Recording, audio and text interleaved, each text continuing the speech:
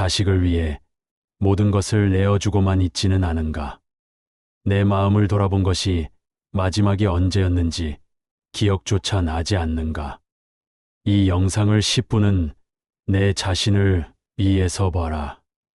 그리고 깨달아라. 정약용은 말했다.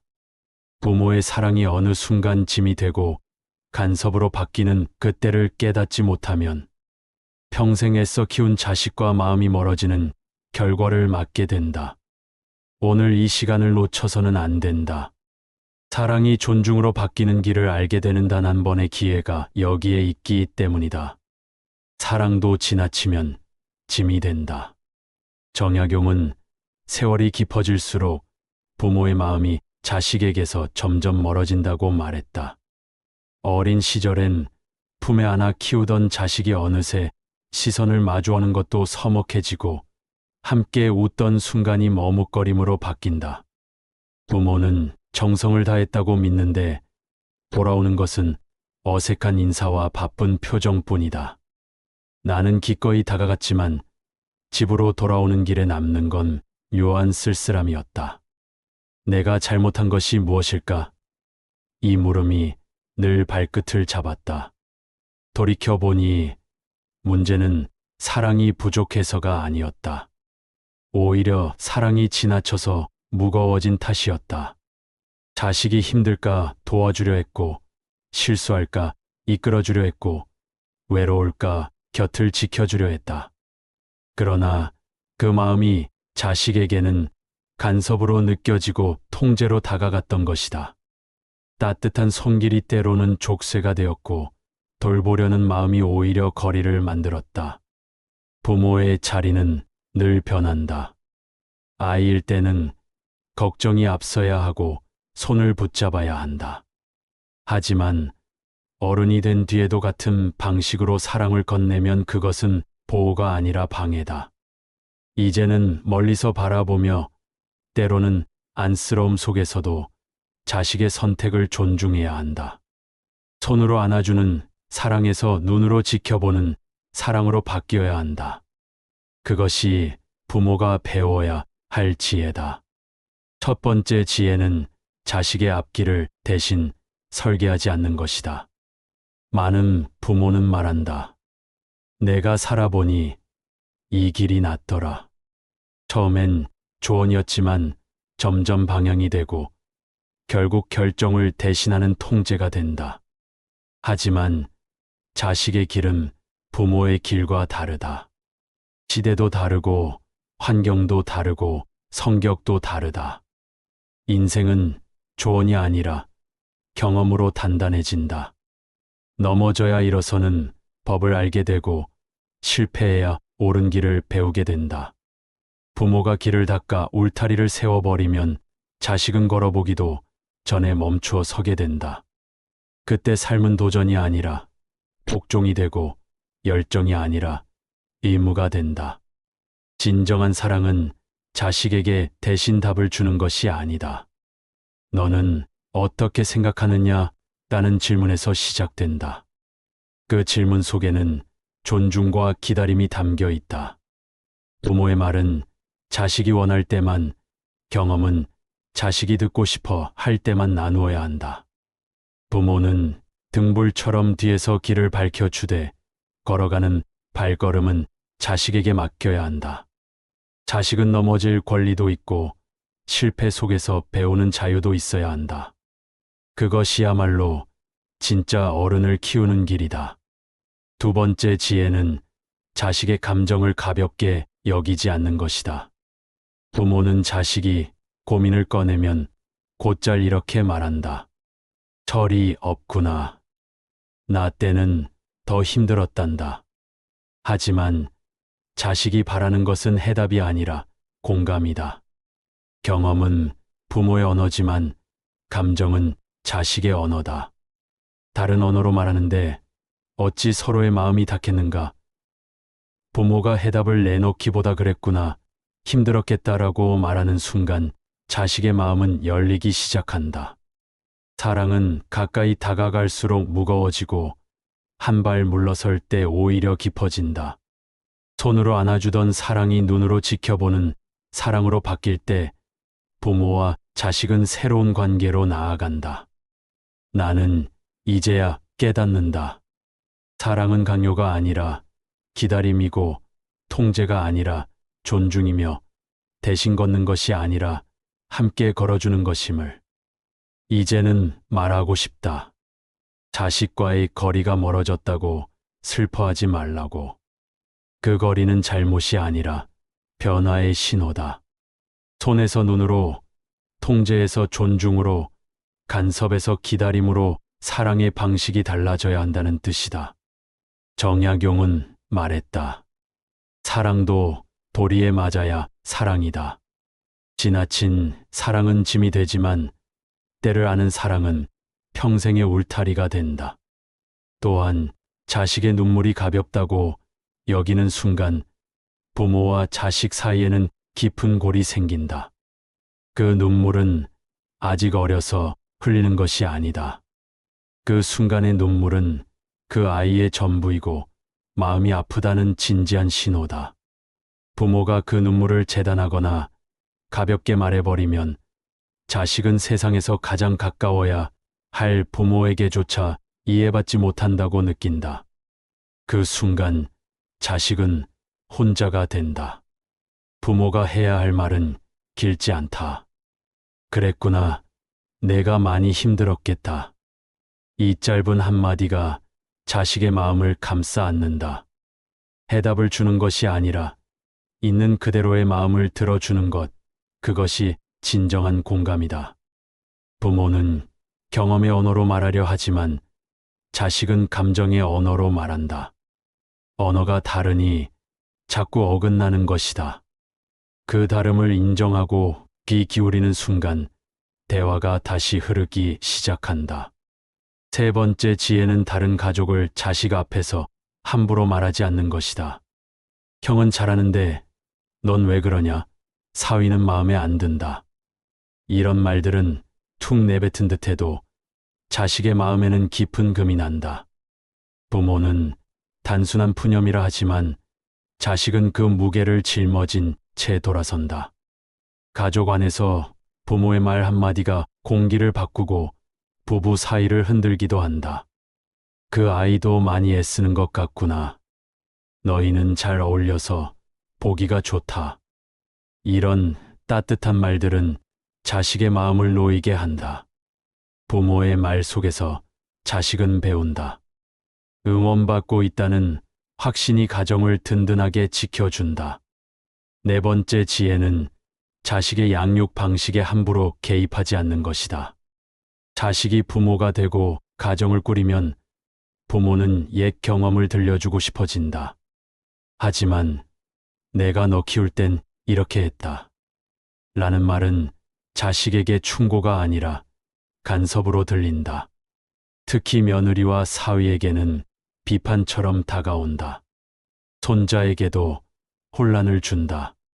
할머니는 이렇게 하라 하고 엄마는 반대로 말한다면 아이는 누구 말을 따라야 할지 몰라 헤맨다. 결국 자식 부부는 지치고 부모와의 관계도 불편해진다. 진짜 어른의 태도는 물러섬에 있다. 나는 잘 모르지만 너희 뜻이 있다면 그대로 하거라. 이 한마디가 자식 부부에게는 큰 신뢰가 된다. 조언은 원할 때만, 도움은 부탁받을 때만 내밀어야 한다. 손주에게 필요한 건 정답이 아니라 따뜻한 눈빛이다. 시대가 다르고 아이가 다르고 방식도 다르다는 사실을 인정하는 것, 그것이 부모가 보여야 할 품격이다. 다섯 번째 지혜는 자식의 성공과 실패에 과도하게 흔들리지 않는 것이다. 자식이 잘 되면 온 동네에 자랑하고 조금만 실수해도 세상이 무너진 듯 걱정하는 부모가 많다. 하지만 인생은 오르내림이 자연스러운 길이다. 부모가 자식의 성과에 너무 들떠버리면 자식은 그 기대에 눌리고 실패에 너무 낙심하면 자식은 스스로를 의심하게 된다. 부모가 지켜야 할 자세는 담담함이다. 잘했구나. 고생 많았다. 짧게 축하하고 괜찮다. 다시 해보면 된다. 담백하게 위로하는 것이다. 성공은 자식의 몫이고 실패도 자식의 몫이다. 부모가 할 일은 그 길에서 자식이 중심을 잃지 않도록 곁에서 묵묵히 지켜주는 것뿐이다. 자식이 커가면서 부모가 자주 빠지는 함정이 있다. 자식의 성과를 마치 자신의 성과처럼 내세우고 자식의 실패를 곧바로 자신의 탓이라 짊어지는 것이다. 큰 상을 받으면 내가 뒷바라지를 잘한 덕이라고 말하고 어려움을 겪으면 내가 뭘 잘못했나 자책한다. 사랑이 지나치면 때로는 무게가 된다. 자식의 웃음이 부모의 체면이 되고 자식의 눈물이 부모의 수치가 되어버리면 자식은 자기 감정을 숨기게 된다. 부모가 먼저 울고 웃어버리면 자식은 자기 자리조차 잃는다. 기쁨은 나눌 수 있어야 한다. 슬픔은 덜어줄 수 있어야 한다.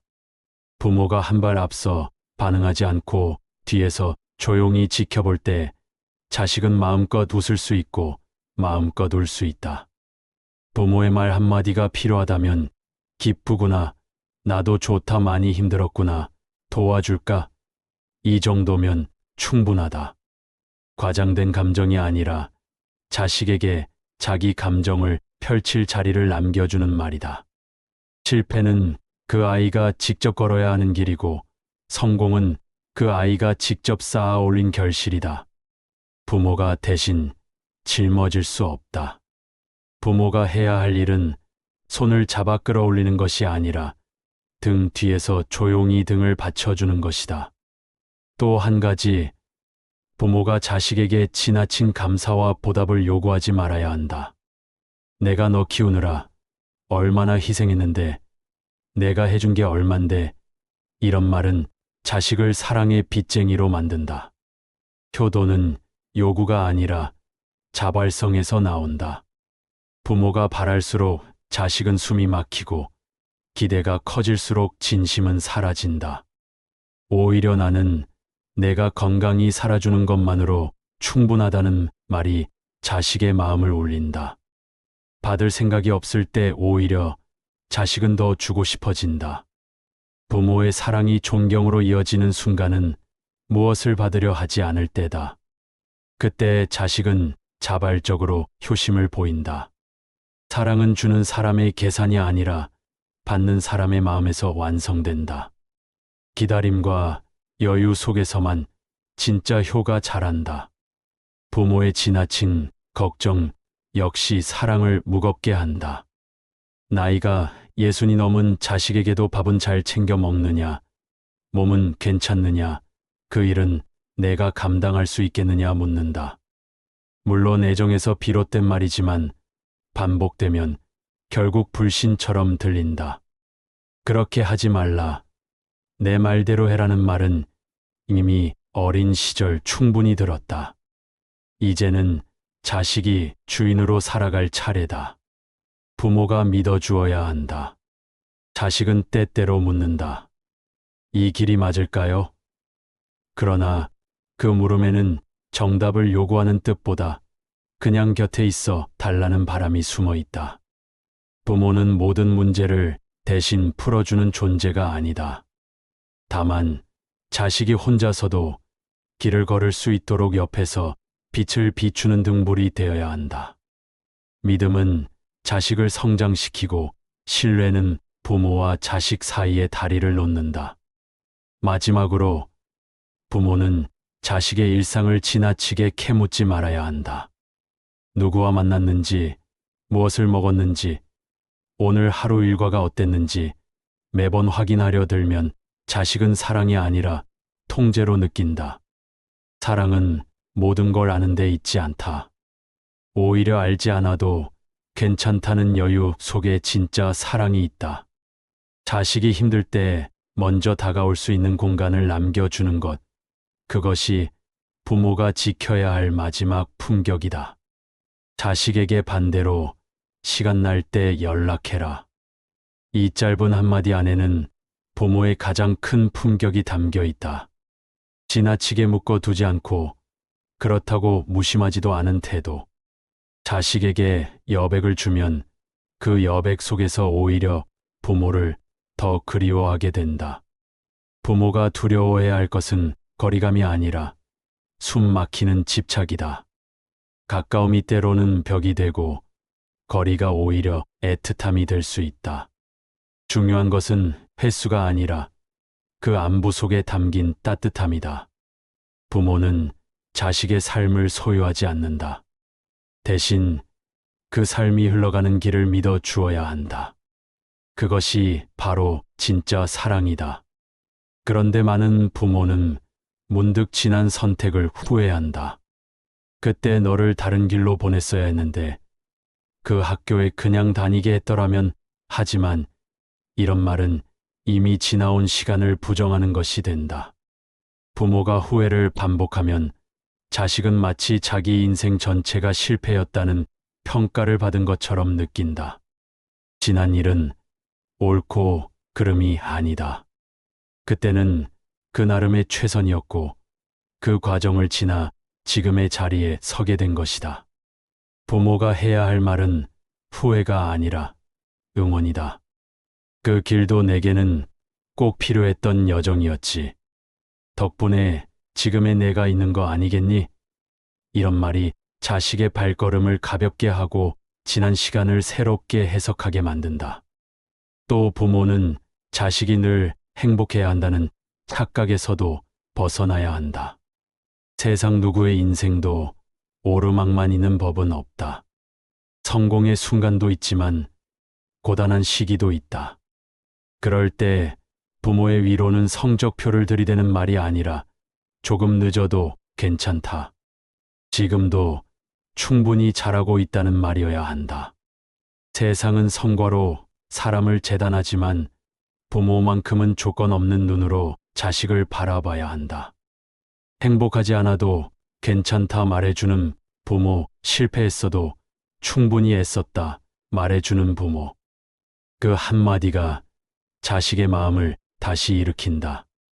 인생은 바람처럼 흔들리고 때로는 방향을 잃는다. 부모는 그 바람 속에서 등을 지켜주는 바위 같은 존재가 되어야 한다. 결국 부모의 지혜란 거창한 가르침이 아니다. 때로는 물러서는 용기, 불필요한 말을 삼가는 절제, 그리고 모른 척 지나갈 줄 아는 여유다. 자식은 늘 부모의 눈을 본다. 그 눈빛이 따뜻하면 마음이 놓이고 그 말이 너그러우면 발걸음이 가벼워진다. 부모는 자식에게 물건을 남기는 사람이 아니라 삶을 보여주는 사람이다. 무엇을 줬느냐보다 어떻게 함께했느냐가 더 오래 남는다. 좋은 부모는 결국 지혜를 남기고 그 지혜는 또 다음 세대로 이어진다. 그렇게 부모의 삶은 곧 자식의 길에 등불이 된다.